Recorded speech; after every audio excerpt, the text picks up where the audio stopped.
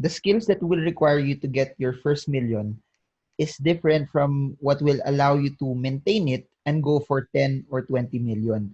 Being someone who is right very, very far already in terms of richness, sabi ko richness, but what's your advice for people who have made their first million but want to scale it up further and make more?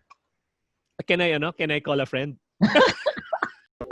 Yung term na passive income, it's overrated kasi lahat ng nagkaroon ng passive income, pinaghirapan nila yun eh. Diba? You won't get passive income if you don't work hard on your earned income.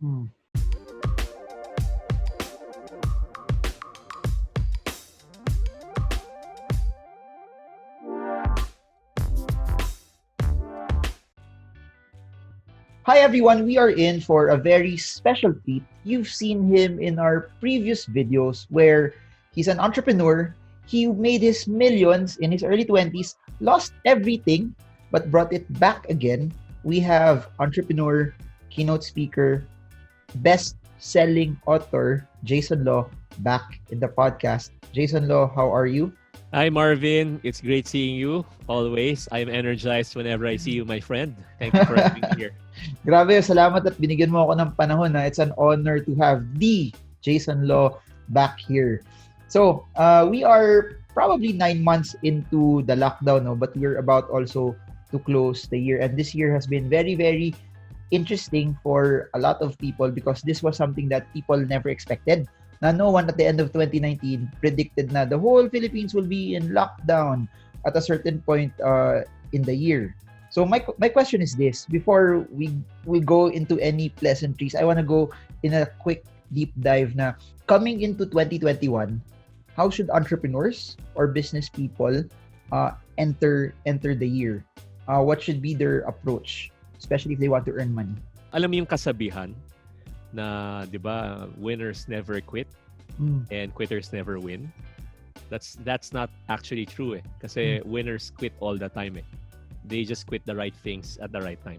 Yesterday, I was talking to an entrepreneur and I was telling him stories of people I know na initially pa lang by March, nagkaroon ng pandemic. They were still optimistic. I think you were one of the people, Marvin, no, na one of the few people initially by March, you were already thinking na this would last a year at least. Diba? Kasi may mga iba pa akong kausap na, let's say, speakers. No, they need motivational speakers pa rin. They need speakers like this and that. And this would this will end in a few months. By October, things will become normal again. So sabi ko, sino bang papakinggan ko? Marvin Guillermo ba o sila? Sobra. And yun nga yung nangyari, no? Kaya parang may mga iba, meron pa rin sila mga restaurants na pinatagal pa rin nila ng 6 months, 7 months. And some of them, they're paying rent even though the business is not operational. Although yung tenant nila gave them discount. Pero grabe yun, di ba? Nagbabayad ka pa rin. May mga businesses na you have to really decide to close it and fight another day. And meron naman mga businesses na kasi right now the most powerful ng AI is machine learning. Kaya everything now is becoming kumbaga nandiyan yung automation. Although maraming mga tao na nawawalan ng trabaho because of automation, just like in the BPO industry, we've seen that. But because of the technological advances, there are so many people also who are now becoming entrepreneurs. So this pandemic actually has accelerated us, as you know, right? As most people know, 5 to possibly 10 years in the future. Now we are here today. The skills that will require you to get your first million is different from what will allow you to maintain it and go for 10 or 20 million. Being someone who is right very, very far already in terms of richness, sabi ko richness, but what's your advice for people who have made their first million but want to scale scale it up further and make more? Can I call a friend? Maraming mga tao, they think that they're an entrepreneur, but in reality, they're self-employed. In other words, they created a job for themselves when they started a business. So, ang business kasi should be operating even if you are not there anymore. So, even if you stop working for a week, a month, a year, the business will still continue to run. But again, this is wishful thinking, no? Kasi yung term na passive income, it's overrated. Kasi lahat ng nagkaroon ng passive income, pinaghirapan nila yun eh. Diba? You won't get passive income if you don't work hard on your earned income. First, you have to ask yourself, no, how much is enough for me? Okay? Kasi, entrepreneurs na grabe, magtrabaho, lalaki ng business, but wala na silang time for their families. They're not enjoying anymore. One of the biggest mistakes of new entrepreneurs, very, very simple. Wala silang bank account sa business nila, sa personal. Magkahalo yung pera nila sa business tsaka dun sa personal account nila. They're operating decent businesses and yet ganun yung nangyayari. So, it's a matter of setting systems first. Setting a system first. So, for example, nagnegosyo ka, it would be advisable na you have, sabihin natin, mga 4 or 5 accounts. So, the first account would be like your operating expenses. So, sa operating expenses, as an entrepreneur, you should be paying yourself a salary and not mix yung business mo tsaka yung personal mo. Tapos kung ano yung matira sa huli, yun yung pang-operating expenses natin. Kaya maraming mga businesses na feeling nila they have a lot of money. Kaya lang wala na pala. Kasi ang dami pa mga kailangan bayaran. So, the next naman would be your taxes. So, you allocate a percentage to your taxes from your operating expenses na account. So, i-allocate mo na yan. The more, the better. Okay? So, para at the end of the year, you think na you made this much. Ang laki pa pala ng payables mo sa taxes. Mga more than 10 years ago. In this business, ang laki ng pera namin sa bangko only to find out that konti na lang pala yung pera namin. Wala na siya.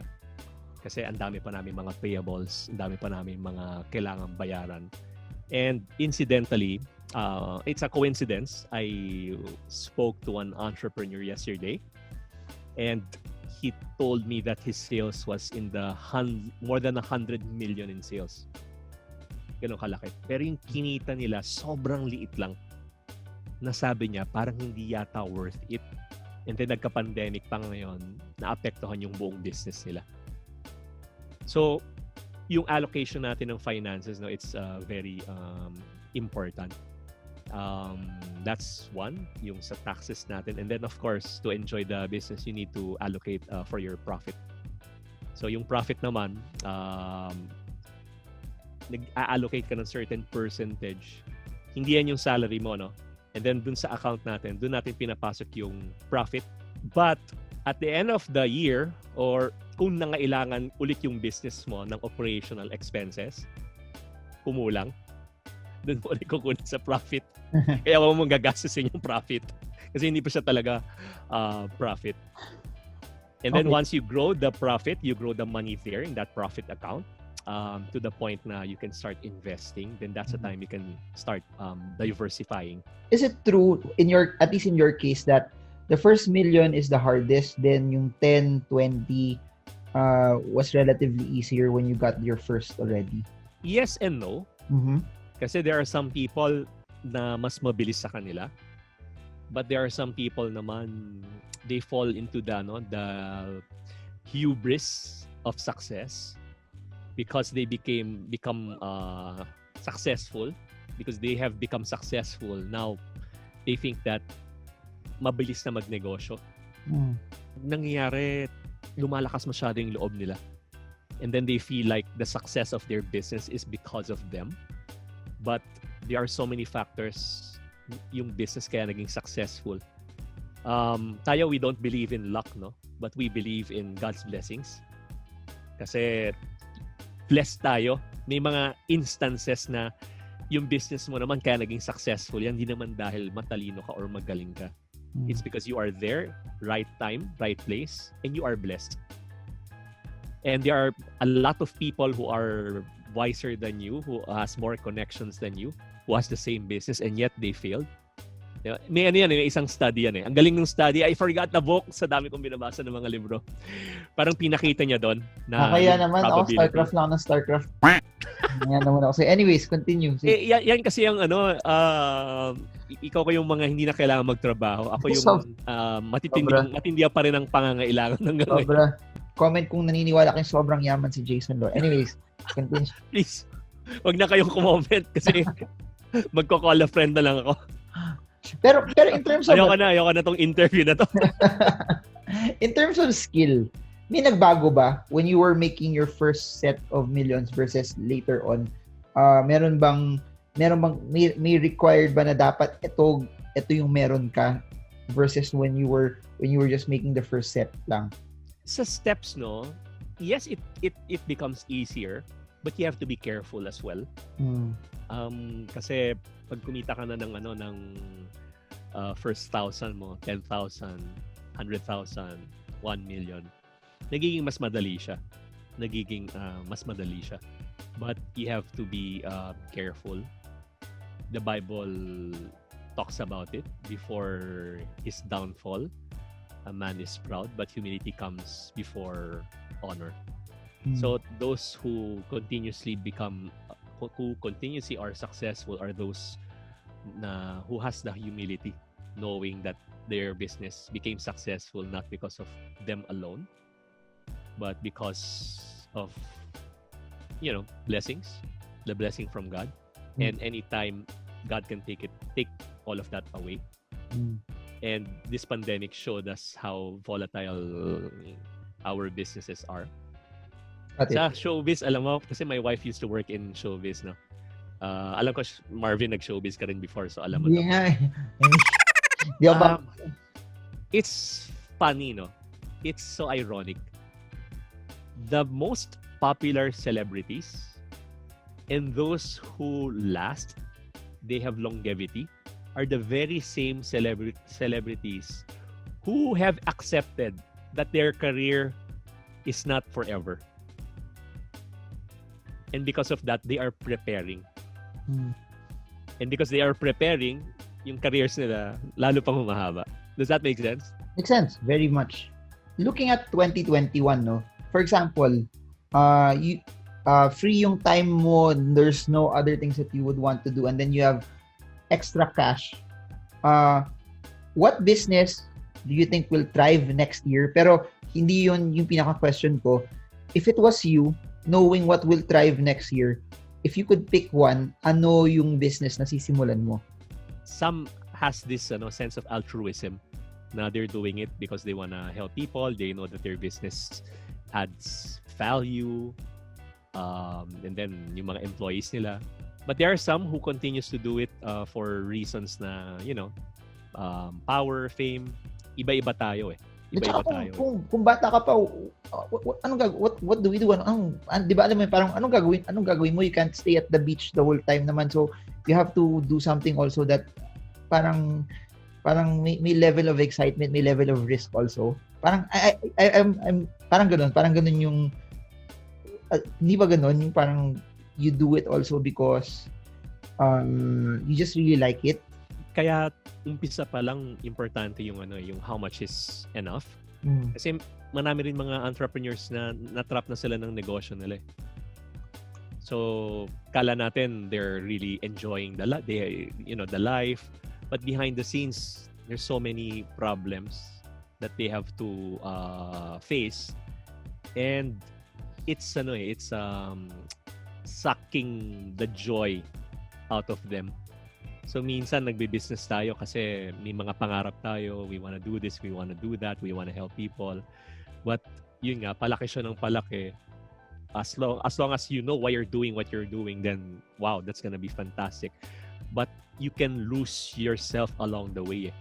And then before you know it, you don't own your business, but it's your business that owns you. Does that make sense? Kaya yun yung parang something na kailangan nandun sa natin, sa harap natin, no? To always remember why we're doing what we're doing. With regards to your question, if I'm gonna start something, I'll definitely start something online. Definitely start something online, whether it's a product-based, service-based, and if I have a lot of money, an app, a service, di ba? So, yun yung isang very viable, especially now. What you earn is not going to be one of the most important. Let's say daddy doesn't work for 1 year. Then we're still gonna be okay. That's what's important. Because if I stop working, then we don't have any money left, then it would be very difficult. So I was teaching her how to start saving and thinking differently. Not to be a slave of what you earn, but how do you make your money earn for you.